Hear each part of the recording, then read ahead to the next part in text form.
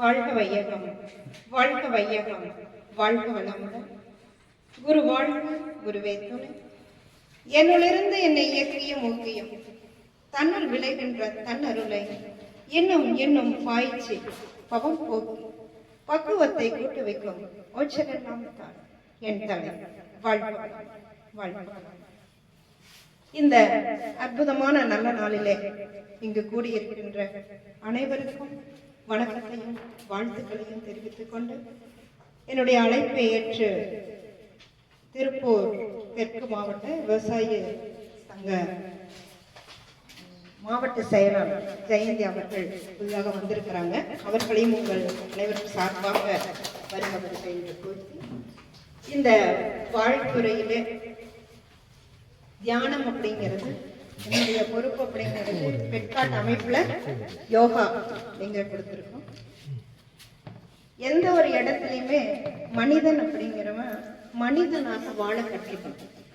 தனக்கு பிடிக்குதோ பிடிக்கலையோ அது மனிதர்களுக்குள்ள உள்ள மிகப்பெரிய தாழ்மையான குணம். ஒவ்வொரு மனிதரையும் மதிக்க கத்துக்கணுங்க. அந்த மரியாதை உணர்வு ஒரு மனிதர்களிடத்துல இன்னைக்கு இல்லாம போயிடும். ஏன்னா எல்லாமே தனக்கு தான் தெரியும், தான் அப்படிங்கிற ஒரு அகங்கார நோக்கம் அதிகமா வந்ததுனால எல்லா மனிதர்களிடத்திலும் வரக்கூடிய பல தீய குணங்கள் உள்ள வந்தது. அதையும் முதல்ல தகர்க்க சொல்றாங்க.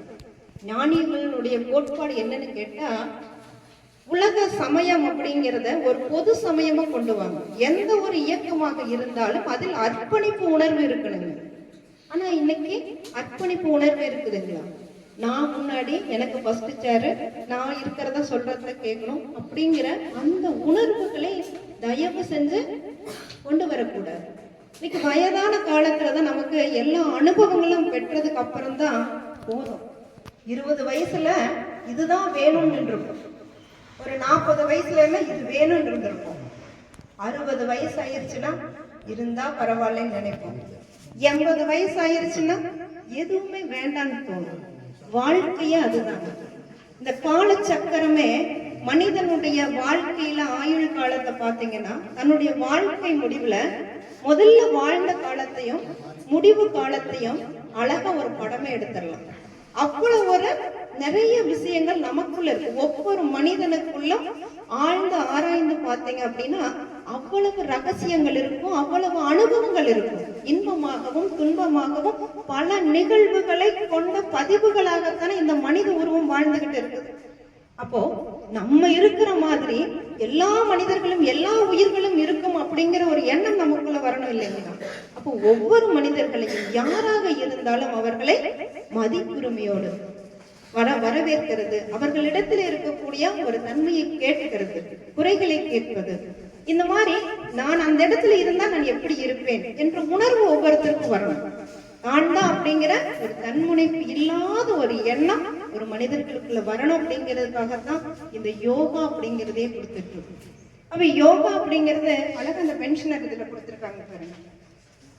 தினமும் உடற்பயிற்சி செய்தல், தினமும் நடைப்பயிற்சி, தினமும் நடக்கணும். நம்ம கை கால்களை அசைக்காம அப்படியே வச்சிருக்காம ஹாஸ்பிட்டல்ல கொண்டு எவ்வளவு வேணாலும் பணம் செலவு பண்றதுக்கு தயாரா இருக்கிறோமோ தவிர ஒரு 1/2 மணி நேரம் நடக்கிறதுக்கு கஷ்டப்பட்டுட்டு இருக்கோம். அப்ப தினமும் ஒரு நடைப்பயிற்சி, ஒரு 10 நிமிஷம் 20 நிமிஷம் நடக்கும். நான் காட்டுல வேலை செய்யறேங்க, நிறைய நடக்கிறேங்க, நிறைய வேலை செய்யறேன். அது வேலைங்கிறது வேலை. இயக்கம், உடல் உறுப்புகளுக்கு இயக்கம்ங்கிறது வேலை. அதனால தினமும் அந்த காலையில நேரத்துல மாலையில நேரத்துல ஒரு சின்ன நடைப்பயிற்சி எடுக்கணும். தினமும் உடற்பயிற்சி, ஒரு கை கால்கள் அத்தனையும் சுத்துறது, மூச்சை இழுத்து விடுவது, ஒரு தியானம் பண்றது, தினமும் மூச்சு பயிற்சி, தினமும் தியான பயிற்சி. அப்போ உணவுல உப்பு காரம் புளி எல்லாம் குறைச்சிக்கிறது கொஞ்சம் வயசாக. ஏன்னா இன்னைக்கு வயசாகத்தான் என்ன வருதுன்னா கோபம், போட்டி, பொறாமை, வஞ்சம் இதெல்லாம் வருதுங்க. எப்படி உப்பு புளி காரம் அதிகமா கேட்கணும் இல்லைங்களா?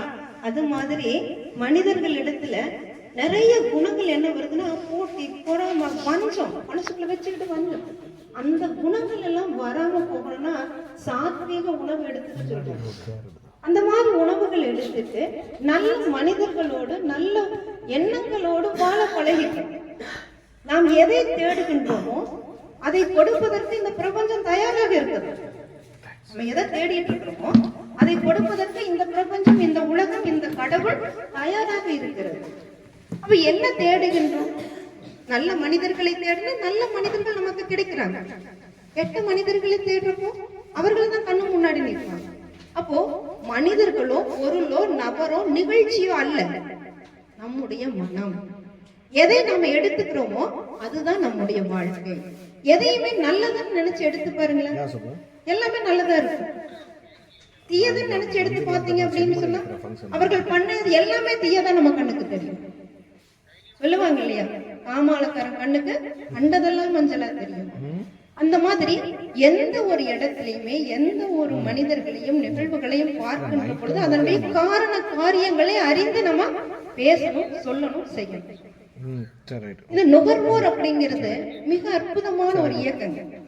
அதுல அழகா இந்த போன வாரம் நாங்க சென்னை மீட்டிங் போறப்போ ஒரே ஒரு வரி பாடல் சொன்னோம், ஏமாறாதே ஏமாற்றாது. இந்த 2 வரிகளை மட்டும் நம்ம எடுத்துக்கிட்டோம்னா போதுங்க. நம்ம என்ன பண்றோங்க, நம்மளும் ஒருத்தரை ஏமாத்த கூடாது. நம்ம ஒண்ணுக்கு ஒண்ணு ஃப்ரீ இலவசமா கொடுக்குறோன்னா ஓடி போய் முன்னாடி நிக்கிறோமா இல்லையா? அது ஒரு ஏமாற்று வேலை தானே. ஒரு பொருளை நியாயமான விலைக்கு கொடுக்கிறவன் கரெக்டான விலையை சொல்லணும்.